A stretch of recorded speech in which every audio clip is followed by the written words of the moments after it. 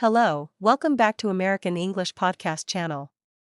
In this episode, we are going to talk about something very real and very important: what to do when you feel hopeless in your English learning journey.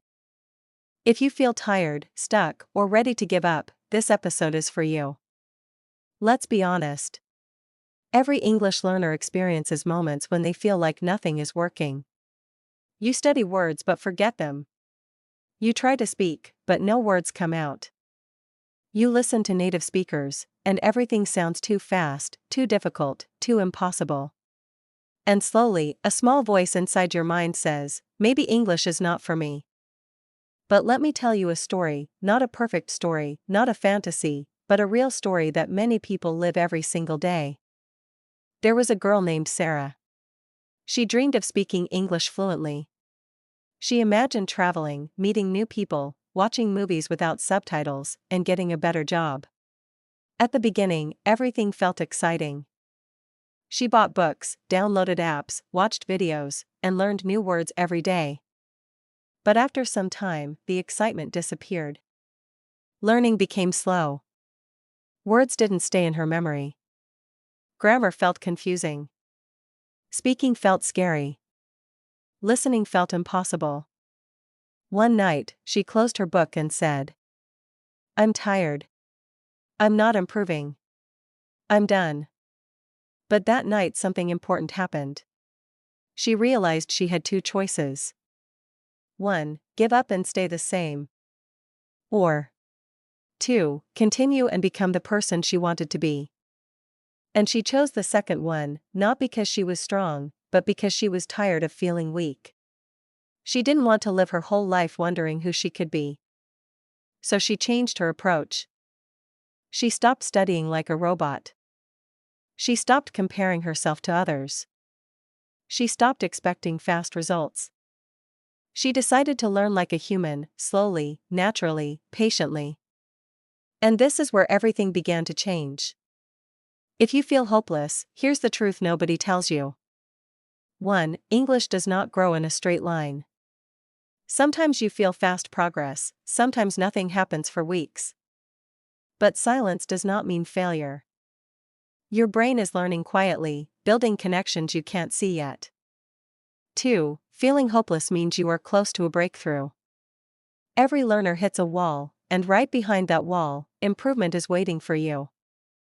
The problem is not your ability. The problem is your expectations. 3. You don't need to be perfect to be successful. You don't need a perfect accent. You don't need native-level grammar. You don't need thousands of words. You just need enough English to express yourself. And that is completely possible. Let me continue Sarah's story. She changed small things in her daily life. She listened to short English every morning, just 5 minutes. She watched movies with English subtitles. She repeated sentences out loud while walking to work.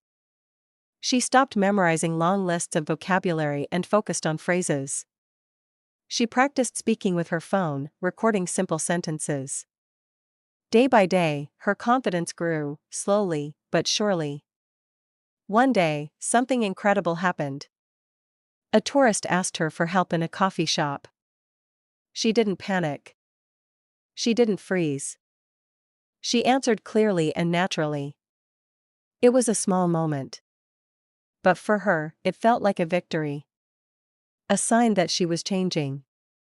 And that's how improvement happens. Not through magic. Not through genius.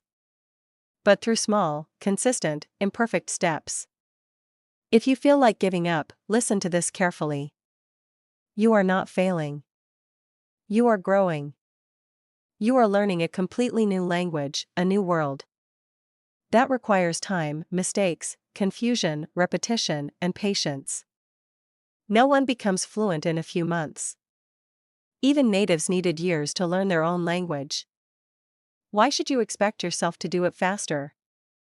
Every mistake you make is a lesson. Every time you forget a word, your brain becomes stronger. Every time you repeat something, you move one step closer to fluency. Hopelessness is not a signal to quit. It is a signal to change your method and keep going. Let me give you the message that Sarah wished someone told her earlier. Fluency is not about talent. Fluency is not about perfection. Fluency is about not giving up. You don't need the best teacher. You don't need expensive courses. You don't need perfect grammar. You need only 3 things.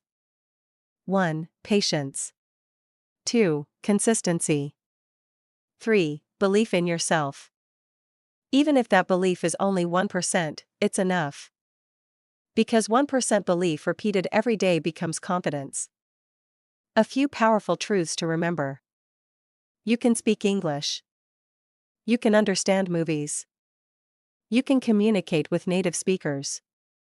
You can reach fluency. Not someday. Not maybe. But definitely, if you continue. The only people who fail are the ones who stop. Sarah eventually reached fluency, not because she was special, but because she stayed in the game long enough to win. And the same future is waiting for you.